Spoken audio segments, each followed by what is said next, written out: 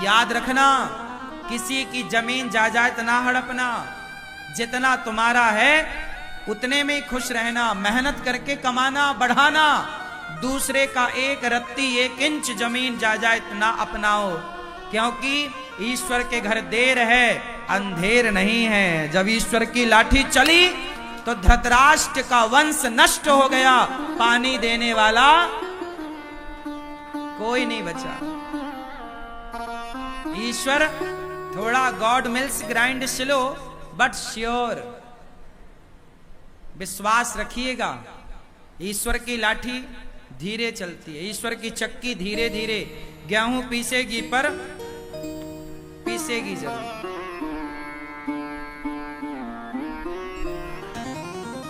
कभी एक चवन्नी आपके खाते में बेवजह किसी की ना आवे, एक रत्ती एक इंच जमीन बेवजह आपके खाते में ना आवे। भैया हमारी मेहनत की रोटी हम नमक रोटी खाएंगे, पर दूसरों का छप्पन भोग हम बेईमानी से ना हड़पेंगे। हम सुखी हैं साइकिल में, हमें बेईमानी करके धन्ना सेठ नहीं बनना।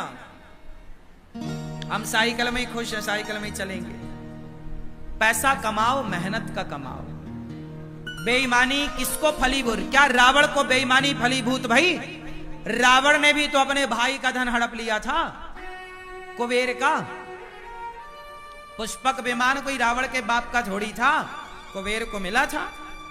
भाई का विमान हड़प लिया, भाई की संपत्ति हड़प ली रावण ने। क्या हुआ? सर्वनाश हुआ। रहा न को कुल रोवनिहारा, 1 लख पूत 1.25 लाख नाती, जिसके घर पर दिया ना बाती। कोई दीपक जलाने वाला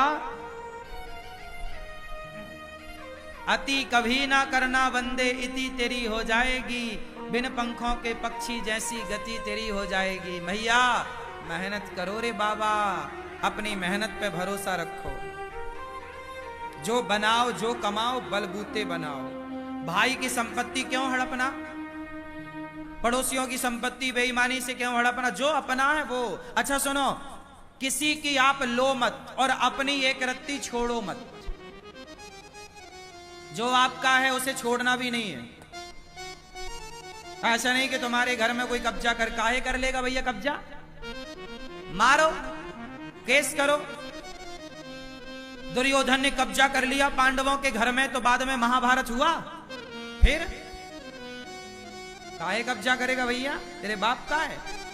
अपना किसी का देखो, किसी का लो मत, किसी का 1 रुपए मत लो और अपना 1 रुपए मत छोड़ो।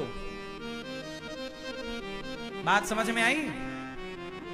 रिश्ता भाई भाई का और हिसाब पाई पाई का। रिश्ता भाई भाई का और हिसाब पाई पाई का।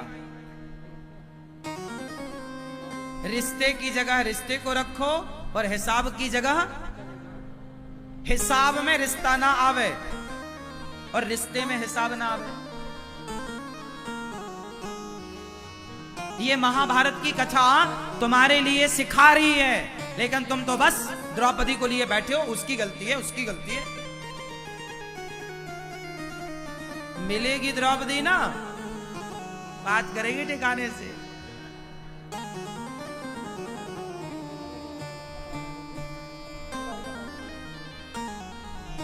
क्यों भैया? चश्मा वाले भैया सही है? किसकी गलती है? धृतराष्ट्र की है। बंटवारा क्यों नहीं किया? और सुनो, जितने बूढ़े यहां बैठे हैं, आप लोगों के लिए मतलब की बात बोल दूं।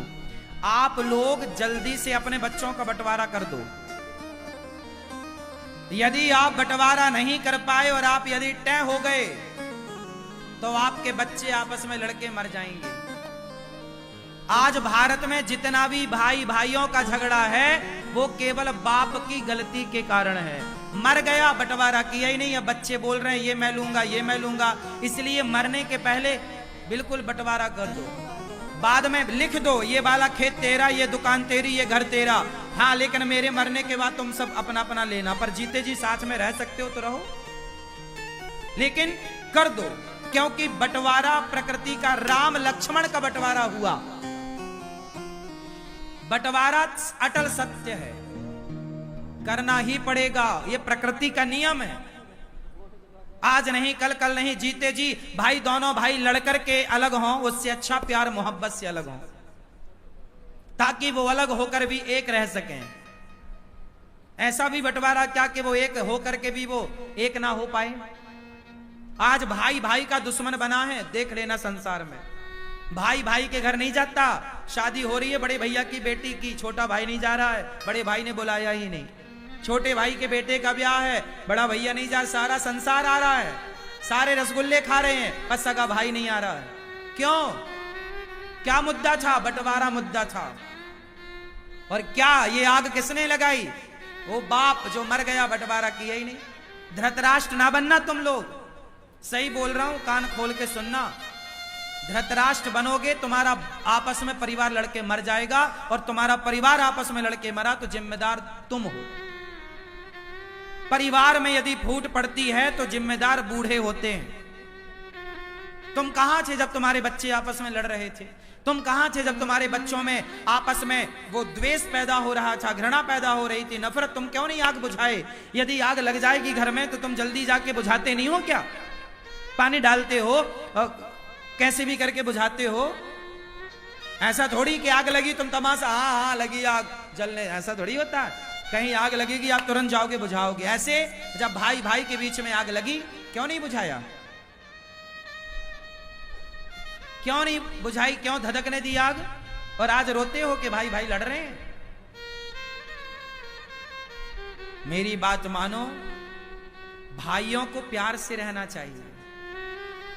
लेकिन मैंने वही बात बोली, रिश्ता भाई भाई का और हिसाब पाई पाई का। जिस घर का हिसाब पाई पाई का होगा, उस घर के रिश्ते भाई भाई मिलजुल के रहेंगे। और जहां हिसाब पाई पाई का ना होगा, वहां भाई भाई कभी मिलजुल के रह ही नहीं सकते।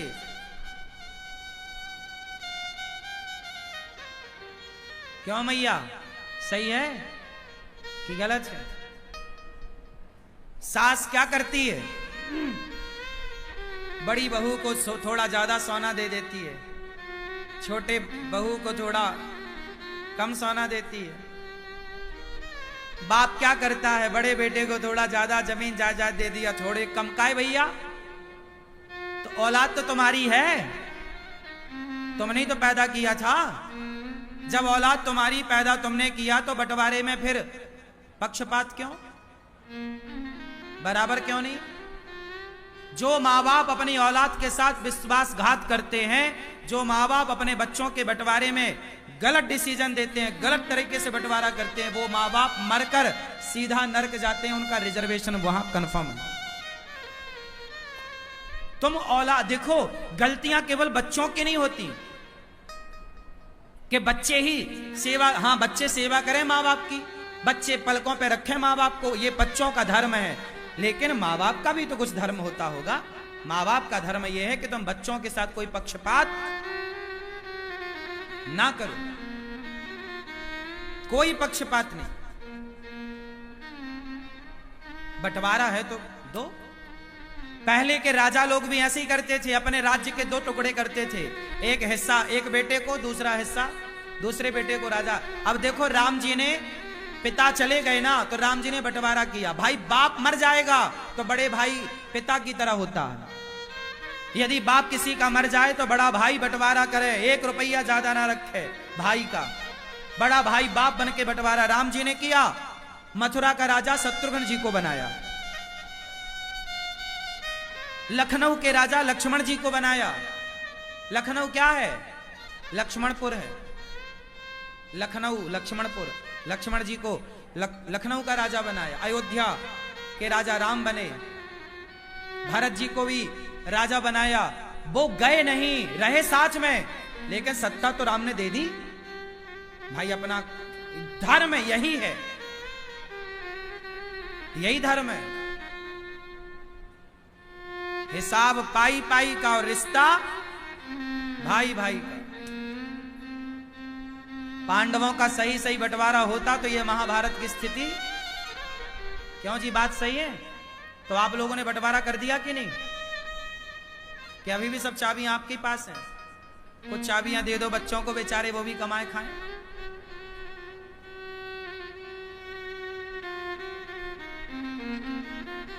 बच्चे कैसे हों? माँ बाप तो ऐसे हों कि परफेक्ट बंटवारा करें, पर बच्चे ऐसे हों कि बच्चे इतना सेल्फ डिपेंड बन जाएं, इतनी मेहनत करने वाले हों, इतने अच्छे हों कि उन्हें बाप की संपत्ति लेने की जरूरत ही ना पड़े। वो बाप